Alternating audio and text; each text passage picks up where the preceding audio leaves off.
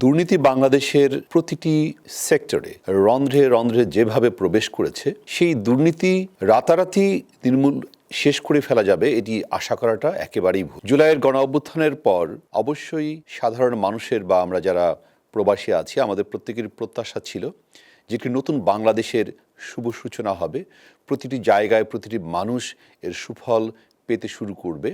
কিন্তু আসলে ঠিক প্রত্যাশার সঙ্গে প্রাপ্তির ব্যবধান অনেক বেশি। যে দেশের একজন প্রধানমন্ত্রীর পিয়ন 400 কোটি টাকার মালিক হতে পারে, যেখানে বিগত 15 বছরের হিসেব অনুযায়ী দেখা যাচ্ছে 17,76,000 কোটি টাকা পাচার হয়েছে, আমাদের ঋণের বোঝা আছে 18,36,000 কোটি টাকা, সেখানে এত বড় বড় দুর্নীতি, বড় বড় মেগা প্রজেক্ট, বড় বড় মেগা কমিশন যেখানে হয়েছে, সেখানে এই অন্তর্বর্তীকালীন সরকার তাদের কিছু নির্দিষ্ট কিছু এজেন্ডা নিয়ে তাদের কিন্তু এই সরকারের যাত্রা শুরু করেছিল।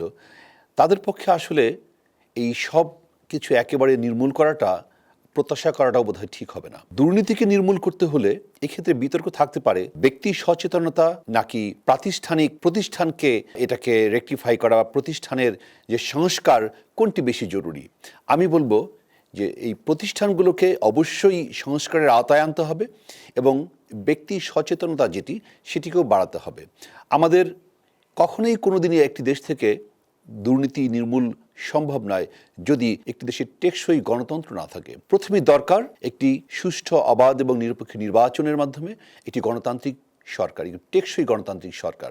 সবকিছুর ঊর্ধ্বে আমরা যদি দুর্নীতিকে নির্মূল করতে চাই, সরকারের সদিচ্ছা সেটি প্রথম প্রয়োজন। সরকারের প্রধান যিনি হবেন তার মাইন্ডসেট থাকতে হবে যে আমি আমার এই সরকারের কাউকে দুর্নীতি করতে দেব না, বা আমি দুর্নীতিকে নিয়ন্ত্রণ করব। দুর্নীতি দমনের যে বিভিন্ন দপ্তরগুলো আছে, দুর্নীতি দমন কমিশন, তাকে স্বাধীনভাবে কাজ করবার সুযোগ দিতে হবে এবং সেখানে নিয়োগ প্রক্রিয়াগুলোও স্বাধীনভাবে হতে হবে, নিরপেক্ষভাবে করতে হবে এবং যে সমস্ত প্রতিষ্ঠানগুলো আছে এগুলোকে স্বাধীনভাবে কাজ করবার সুযোগ দিতে হবে।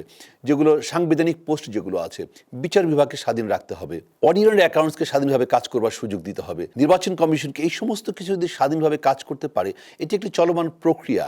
এইগুলো সবগুলো যখন একসঙ্গে স্বাধীনভাবে সুন্দরভাবে কাজ করতে থাকবে, তখনই কিন্তু দুর্নীতির লাগাম টেনে ধরা সম্ভব হবে। দুর্নীতি যারা নিয়ন্ত্রণ করবে, সেখানে যে দুর্নীতি আছে, আজকে যদি দুর্নীতি দমন বিভাগ যদি স্বাধীনভাবে কাজ না করে, তাদের ভেতরে যদি কোনো দুর্নীতি থাকে, পুলিশ প্রশাসন যারা নাকি মাঠ পর্যায়ে কাজ করবে, সেখানে যদি দুর্নীতির লাগাম টেনে না ধরা যায়, তাহলে কি করে আশা করব যে জুলাই গণ অভ্যুত্থানের পরেই রাতারাতি দেশ থেকে দুর্নীতি শেষ হয়ে যাবে? এটা আশা করাটাও আসলে ঠিক নয়। তা নাহলে আমাদের ওই পিকে হালদাররা আসতেই থাকবে, হতেই থাকবে। যে একটু আগে যে রিপোর্টটি পাওয়া গেল যে দেশে আরও নতুন করে এতগুলো কোটিপতি জন্ম হয়েছে, জন্ম হতেই থাকবে। এক শ্রেণীর মানুষ, প্রান্তিক জনগণ আরও গরিব হতে থাকবে, আর কিছু শ্রেণীর মানুষ তাদের পয়সা বেড়েই যাবে।